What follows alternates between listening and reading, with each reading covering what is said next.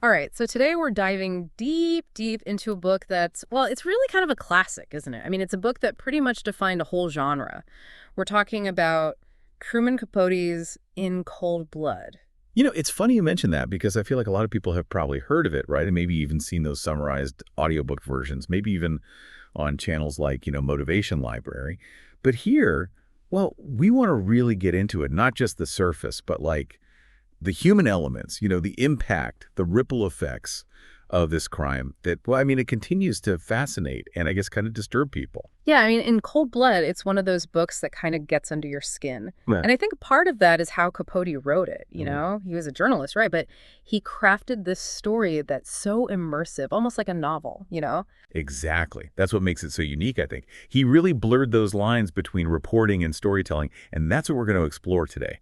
Really unpack those key insights, what made these people tick, how their community was shattered, and how Capote saw the justice system play out. Because let me tell you, it gets complicated. Okay, so let's jump right in with part one, The Last to See Them Alive. We start in Holcomb, Kansas, and Capote paints this incredibly vivid picture of this town on the high plains. It's almost more Western than Midwestern, wide open spaces, a sense of isolation. Like the landscape itself is almost a character, shaping the lives and the mindset of the people who live there. And Capote really emphasizes that feeling of insularity, that close-knit community where before the Clutter murders, people didn't even really lock their doors. They had the sense of security that, well, tragically was about to be shattered. So, right in the heart of this seemingly safe haven, we have the Clutter family: Herbert, Bonnie, Nancy, and Kenyon. And Capote introduces Mr. Clutter first, this hardworking, successful farmer, a man of routine, deeply rooted values: no drinking, no smoking, strict rules for his kids. He'd built up this thriving farm, River Valley Farm, and you get the sense that he was respected, admired, even a little bit feared, maybe, in his own way. He's presented as this almost larger-than-life figure, isn't he? Mm. Capote even mentions that Mr. Clutter required his employees to abstain from alcohol, too. He had this unwavering belief in self-discipline, in doing things the right way. And it's interesting because you see that reflected not just in his work, but in how he ran his family, too, Thanksgiving dinner even. Capote describes the gratitude Mr. Clutter expressed during his Thanksgiving blessing, this deep appreciation for what he'd built for his family. And then there's Bonnie, his wife. Now, she'd been struggling with her health for a while, but there's this really poignant detail about her having kind of a good day the evening before the murders. She even goes to see Nancy in the school play, Tom Sawyer, and apparently she seemed like her old self, enjoying herself. It kind of makes the tragedy that much more heartbreaking, you know? Absolutely. Capote almost makes a point of highlighting that she was finally enjoying life again, connecting with her daughter.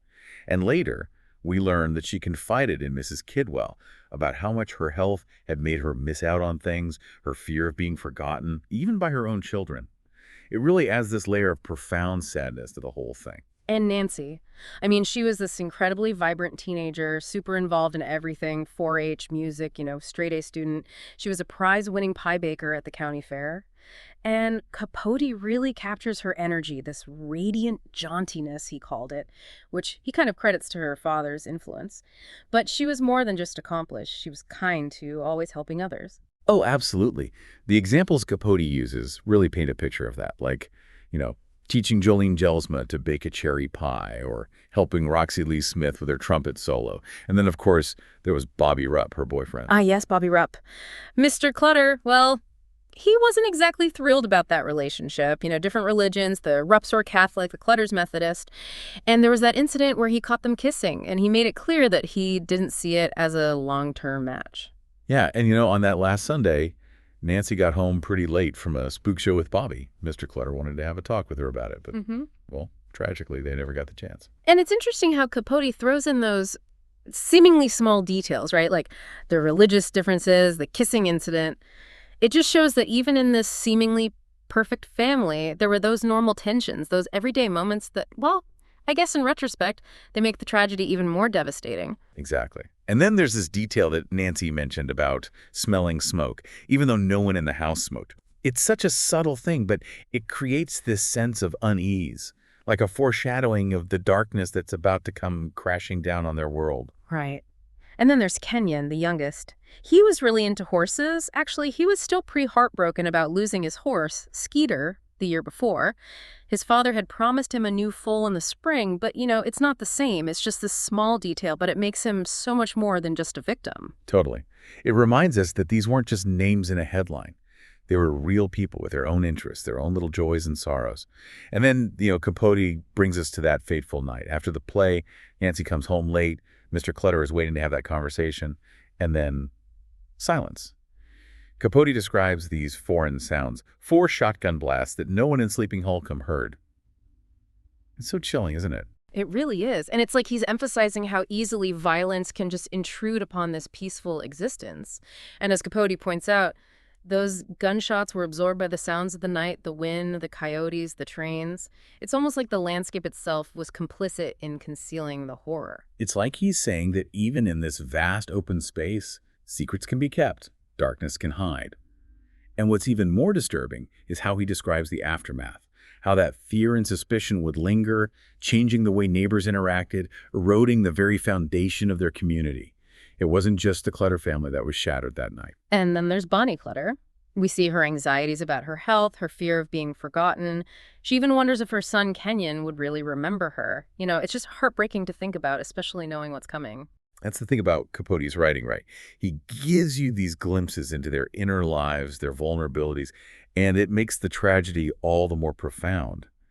And it's not just the Clutters either. There's the Ishida family. They were actually getting ready to move to Nebraska. Even though they liked Holcomb, Mrs. Ishida, well, she put on a brave face, but you could tell she was a little heartbroken about leaving. Yeah, and there's that scene where she talks to Mr. Clutter about getting new teeth for her son, Hideo, for Christmas. It's such an ordinary, everyday thing, And it's just so jarring to think about that happening right before such a horrific event.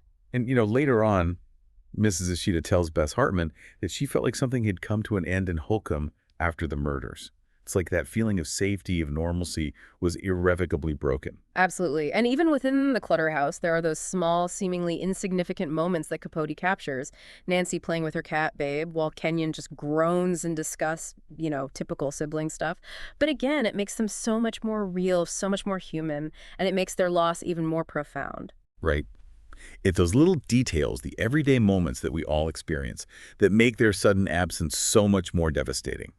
It reminds us that these weren't just figures in a true crime story. They were real people with their own hopes and dreams and quirks. Okay, so now Capote shifts gears a bit, and we start to learn about Perry Smith. And right away, we get this picture of a pretty rough childhood, absent mother, a father who was, well, let's just say a bit of a character. Yeah. And Perry himself, he wrestled with this lack of faith, even though his friend in Lansing, Willie J., well, he was pretty devout. That relationship between Perry and Willie J is fascinating, isn't it? Mm-hmm. Because you can tell that Perry really admired him, saw him as this intelligent, almost spiritual guide. And he was even afraid to admit his lack of faith to Willie J because he didn't want to lose that connection.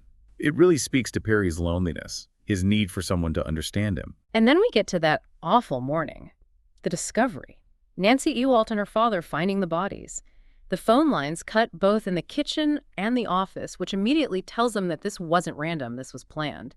And Sheriff Robinson, he must have been completely baffled. No forced entry, no sign of a struggle upstairs. It just doesn't make sense. The cut phone lines, that's such a crucial detail. It points to premeditation, a deliberate attempt to isolate the Clutters. And then, of course, there's Wendell Meyer finding Kenyon in the basement playroom. Mm. And the fact that he was bound, gagged, but there were pillows placed under his head. That detail would really stick with Al Dewey, the KBI agent. It was like this weird flicker of consideration in the midst of such brutality. Right, it just adds to the mystery, this almost contradictory nature of the crime scene. And then there are the reactions from the community, Mother Truitt wanting to know all the gory details, while Mrs. Clare seems almost detached, more worried about her mail. It just shows how differently people process such horrific news. It's a very human response, isn't it? Some people seek information, some withdraw. And then, of course, you have Hartman's Cafe, which becomes this hub of fear and gossip. And Bess Hartman, well, she tries to keep a lid on it, discourages all the wild speculation. She recognizes the damage that kind of talk can do to an already traumatized community. Yeah, she tries to hold on to that sense of community, that decency, even in the face of such horror. And then there's Susan Kidwell. She's devastated, obviously, and so determined to be the one to tell Bobby Rupp about Nancy. But Mr. Ewald had already done it. And Bobby's reaction, this quiet devastation, it's just heartbreaking. And the way he and Susan kind of cling to each other in their shared grief, it's really moving. Those scenes with Susan and Bobby really capture the ripple effect of the murders, how they touched the lives of everyone around them. And then there's that image of the bonfire where they burn the Clutter's belongings, this attempt to purge the horror, even though emotional scars will obviously remain. And, Capote even inserts this little poem about men who don't quite fit in. It's almost like a subtle hint at the kind of people who might be capable of such a crime. Right, this idea of outsiders, drifters disrupting this peaceful community. And then there's Al Dewey, who starts off as just a friend of the family, but he becomes more and more obsessed with the case. He starts documenting everything, trying to piece together what happened, even formulating these single killer and double killer scenarios in his head. Dewey's dedication is really evident from the start, right? He's methodical, thorough, almost like a detective out of a novel. He even considers these tiny details, like how the family dog might have reacted, the order in which things happened. It just shows how determined he was to find the truth, to make sense of this senseless act. And then Agents Church, Dunce, and Nye come in and they start interviewing everyone, teachers, farmhands, friends, neighbors. I mean, the scope of the investigation, it just shows how far-reaching the impact of this crime was. And all this is happening while the community is preparing for the Clutter's funeral. It's this really stark contrast life going on, but forever changed. It's like that feeling of innocence, of security was lost forever. And you see that in Dewey's phone call to his wife, Marie. She's worried about him, anxious in a way that's really unusual for her. It's a sign of how deeply the fear had permeated their lives, too. And then we see Susan Kidwell again, still grappling with her grief, and the fact that Bobby had to take a lie detector test. It just shows the level of suspicion, the scrutiny that fell on anyone who knew the Clutters. It's like the whole community was under a microscope. Yeah, it's really unsettling. And then, Dewey keeps getting hung up on those weird inconsistencies at the crime scene. The mattress box that was moved, the bed covers tucked in, that pillow under Kenyon's head. It just didn't add up, these small acts of, well, almost kindness amidst such brutality. It's those details that make the whole thing so much more disturbing, right? Like, what kind of mind could do that? Yeah. And then there's that scene where Dewey's looking at the crime scene photos at his kitchen table, and his wife refuses to even glance at them. He even considers sending his sons away to his mother's. It shows how the violence had invaded their lives, their home. Exactly. It's a really powerful image of the darkness seeping into their ordinary world.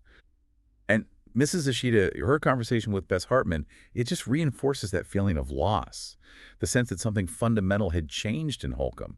And then, Capote does this really jarring shift. We go from the grief and tension in Kansas to Perry Smith in Acapulco. He's fishing, having his picture taken with this giant sailfish. And Capote describes him as having this look of unflawed fulfillment. It's almost sickening, considering what he'd done. I know, right? It's like this total disconnect. And then there's this strained interlude with Jonathan Daniel Adrian, who breaks into the Clutter house after the murders, just out of morbid curiosity, it seems.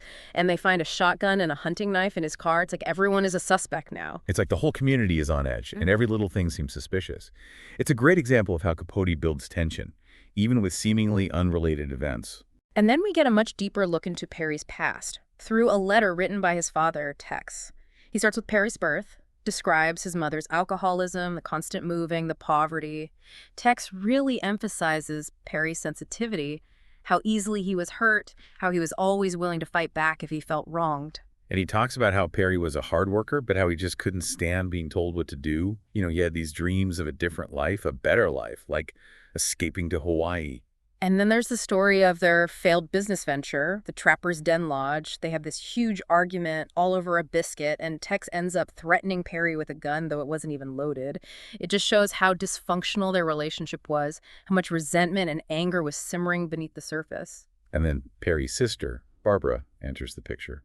Her letter is just brutal. She's so critical of him, blaming him for his own problems. She even says he lacks genuine remorse, that he lives without feeling. Yeah, it's a pretty harsh assessment. But then, you have to consider where it's coming from. She clearly felt betrayed by him, hurt by his actions. And she even includes this prognosis for future communication, like laying out these ground rules for any interaction with him. It's really sad, but it also shows how much damage Perry had caused within his own family. Yeah, and then you contrast that with Perry's private diary, which isn't a real diary at all, but this collection of random facts, poems, bits of philosophy. It's like this glimpse into his mind, his attempt to make sense of the world, in his own way.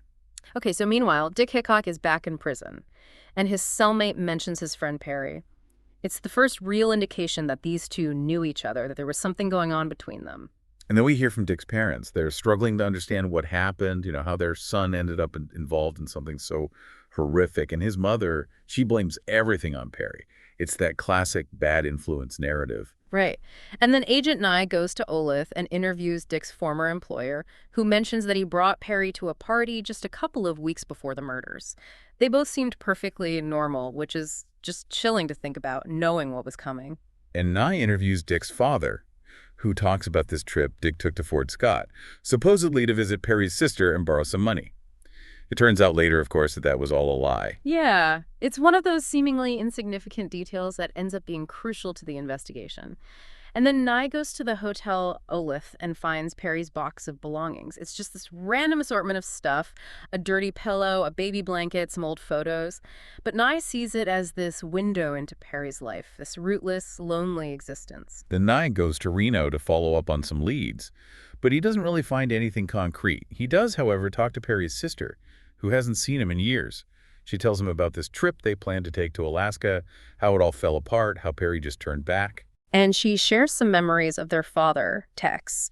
He was a bit of a wild character, apparently, but she paints a more sympathetic picture of him than Perry does. And then she talks about this disturbing encounter she had with Perry a few years earlier, how he was drunk and violent.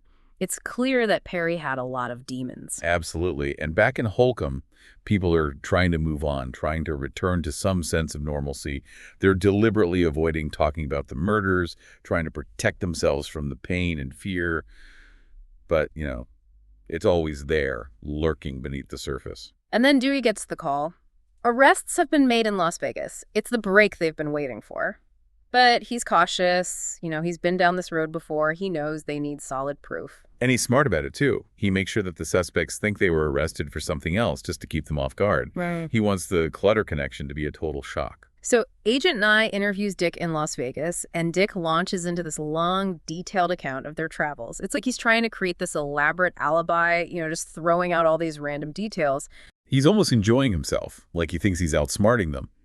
But then Nye brings up the Clutter murders, and Dick's reaction, it's instant. He goes pale, starts fidgeting, vehemently denies everything. It's clear that he's been caught. Meanwhile, Perry is in jail, freaking out. He's desperate to talk to Dick, worried that he'll crack under pressure.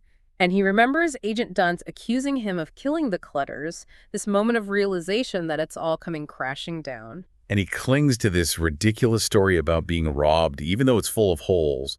He even admits that the part about going to Fort Scott was a lie, but he refuses to budge on the rest of it. Back with Dick, he's starting to break. Nye shows him the footprints, the perfect match to his boots. And then he reveals that they have Perry's boots, too, and they found bloody footprints at the scene. It's game over. Yeah, the evidence is just too damning at that point. And Dewey, he's a master manipulator, he tells Perry that Dick has already turned on him, called him a natural-born killer, even brought up that incident with the bicycle chain in Las Vegas. Perry's reaction is priceless. He's shocked, betrayed, even a little amused by the fact that Dick is scared of him. And then he starts to talk, tells his version of what happened that night. And it's fascinating, right? Because you start to see the dynamic between them, how they played off each other. Dick, obsessed with this safe that didn't even exist. Perry, more and more uneasy, sensing that someone was awake in the house. And Mr. Clutter, pleading with them not to hurt his wife. It's just heartbreaking. And Perry describes tying Mr. Clutter up in the basement, that moment of hesitation, the internal struggle before he finally cuts his throat. It's a pivotal moment in the story, the point of no return. And then they leave. Dick is panicking. Perry even considers shooting him right then and there. It just shows the chaos, the terror of that night. And then, we're back in Garden City. The news of the arrests has spread, and everyone's gathered to see them brought in. It's this huge spectacle, almost like a carnival atmosphere. I know. Capote describes it as this mix of morbid curiosity, fear, anger. People are shouting about what they think should happen to them, life in prison, the death penalty. It's a really powerful illustration of the community's struggle to reconcile with this horrific event, to make sense of it. And in the middle of all that, you have Mrs. Meyer. She's the wife of the sheriff, and she's this incredibly kind, compassionate woman. She ends up looking after the prisoners, and despite what they've done, she treats them with a certain level of humanity. Yeah, and it's her who notices Perry's quiet despair, his refusal to eat. And when she asks him if there's anything she can make for him, he gets all suspicious, like he can't believe someone would be kind to him. And he even mentions this movie he saw about a paroled killer who goes back to the scene of the crime. It's like he's aware of the parallel, the darkness he's caught in. It's really insightful. And then we get to the trial, and Judge Tate appoints this commission of doctors to evaluate Perry and Dick's mental state. And they come back with the verdict that neither of them are insane, at least legally speaking. And Hickok's lawyer is furious, so he brings in another psychiatrist, Dr. Jones. Right. And Dr. Jones, he's bound by this thing called the Amnaten rule, Uh-huh. which basically says that you're only considered insane if you don't know right from wrong. And he concludes that technically Hickok did know right from wrong, but he's not entirely comfortable with that answer. It's like he's acknowledging that the legal definition of insanity might not capture the full complexity of the human mind. Exactly. And then you have Dr. Satin, who's done all this research on what he calls murder without apparent motive. And he sees a lot of parallels between his findings and Perry's background. The feelings of inferiority, the troubled relationship with women, these episodes of violence where he seems to disconnect from reality. And Dr. Satin theorizes that for Perry, only the first murder, Mr. Clutter, really mattered psychologically. He calls it a mental eclipse, triggered by a key figure from Perry's past, someone who maybe represented all the pain and trauma he'd endured. It's a fascinating theory, isn't it? Yeah. And it kind of makes you wonder about the nature of evil, the role of trauma in shaping who we become. And then, of course, there's the closing argument from the prosecution. Logan Green, he goes straight for the Old Testament, quoting an eye for an eye from Genesis. It's a powerful appeal to a very primal sense of justice, a demand for retribution. And the verdict, guilty. Yeah. But the reactions are mixed. Some people feel sorry for Perry, considering his horrific childhood. Others are outraged, focusing on the victims, the senselessness of it all. And even the Reverend Post weighs in, telling this weird story about a fictional character, Doc Savage, and his idea of using brain surgery to rehabilitate criminals. It's almost like he's grappling with the morality of punishment, the question of whether there's a better way. It's a very thought-provoking moment. And then we see Mrs. Meyer back at the jail after the verdict. She's torn. She's developed this strange connection with Perry, but she doesn't want to see him. And then she hears him crying, saying he's embraced by shame, and she goes to comfort him. It's such a powerful act of compassion, even towards someone who has done something so terrible. Yeah, it's a reminder that even in the face of evil, there's still humanity, still kindness. And then Capote kind of zooms out, shows us death row in a wider context. There are 190 people waiting to be executed in the U.S., 5 of them at Lansing, including Perry and Dick. And it's this chilling portrait of this system, this machinery of death. And he introduces us to Lowell Lee Andrews, who is also on death row, and his case is really disturbing. He was diagnosed with schizophrenia, but his confession, which was apparently coerced by a manipulative preacher, led to his death sentence. It really raises questions about the justice system, about how we treat people with mental illness. And for Perry and Dick, there's a glimmer of hope when their execution is stayed pending appeal. But it's only a temporary reprieve. And in the meantime, Perry's mental state deteriorates even further. He's having nightmares, hallucinations, these really disturbing visions. His childhood fantasy about being a one-man symphony comes back, but now the audience is silent, all these phantoms representing the dead. It's like he's being haunted by his own actions. It's really haunting imagery, and it shows the immense psychological pressure he's under, the weight of what he's done. And then, after a while, Perry starts to recover physically. He starts eating again, but he's still broken inside. 2 years pass, 2 other inmates are executed, and Perry, Dick, and Andrews are still there, waiting. And Mrs. Hickok keeps visiting Dick, even after her husband dies and she loses their farm. It's this testament to the unwavering love of a mother, even in the face of unimaginable horror. And it's interesting, because even in those final months, Perry and Dick's contrasting personalities are still so evident. Perry describes the silence on death row as feeling like being deep underwater, this oppressive quiet broken only by the sounds of the isolation cells. And Dick complains about the noise, wants earplugs. Even facing death, he's still focused on his own comfort. It's incredible, right? And Capote throws in this little aside about 2 other death row inmates, York and Latham, who escaped and murdered 2 women in Georgia. It's just this reminder that the violence doesn't end, even behind bars. And then we get to Lowell Lee Andrews' execution. He's so calm, so detached, almost like he's accepted his fate. He doesn't believe in heaven or hell, and he even jokes with Dick about what's coming. It's chilling. And Dick, he actually had a strange sort of respect for Andrews. He called him the smartest person he'd ever met, but said he lacked this dumb darn thing about life. It's such a weird statement, like he's acknowledging Andrews's intelligence, but also looking down on him for not being a criminal, for not having that street smarts that he valued so much. It's really messed up, isn't it? And then the appeals run out. The execution date is set, April 14th, 1965, and the governor denies their request for clemency. It's over. And we get this very detailed, almost clinical description of the executions. Hickok's first. It's raining outside, they strap him in, the warden reads the order, and Hickok actually asks if any of the Clutter family is there. He seems disappointed that they aren't. It's a strange detail, like he's looking for some kind of closure, some kind of acknowledgement from the people he hurt. And then the trapdoor opens and it's over. 20 minutes later, he's pronounced dead. And then Perry's turn. Same routine. The chaplain, the noose, the hood. His last words, adios amigos. Yeah. A simple farewell. And 20 minutes later, he's gone. Capote then jumps ahead several years. It's May, the wheat fields are green, and Dewey is visiting his father's grave, tending to it. He's still with the KBI, but his dream of going back to farming, well, it's gone. His wife is too afraid to live out in the country after what happened. And then he goes to the Clutter graves. 4 headstones under a single gray marker. And he runs into Susan Kidwell, all grown up now. They talk for a bit, reminisce about the past. It's a quiet but really powerful ending. It's like this final acknowledgement of the loss, the enduring impact of the murders.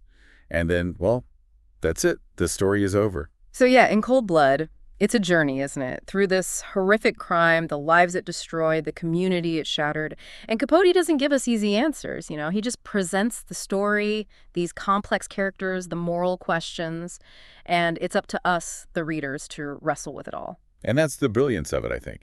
He forces us to confront the darkness, the complexities of human nature. It's a book that stays with you long after you finish reading it. Definitely. So if you haven't already, we really encourage you to read the full book. It's a lot to take in, but it's so worth it. And let us know what you think. Share your thoughts in the comments below. We'd love to hear your reactions. And if you're looking for more deep dives into fascinating books, be sure to check out Motivation Library on YouTube. They have a ton of great summarized audiobooks that'll really get you thinking. Thanks for joining us on this one. It's been a heavy one. Yeah, it has. But, sometimes the best stories are the ones that challenge us, the ones that make us look at the world and ourselves a little differently. So until next time, keep exploring, keep learning, and keep diving deep.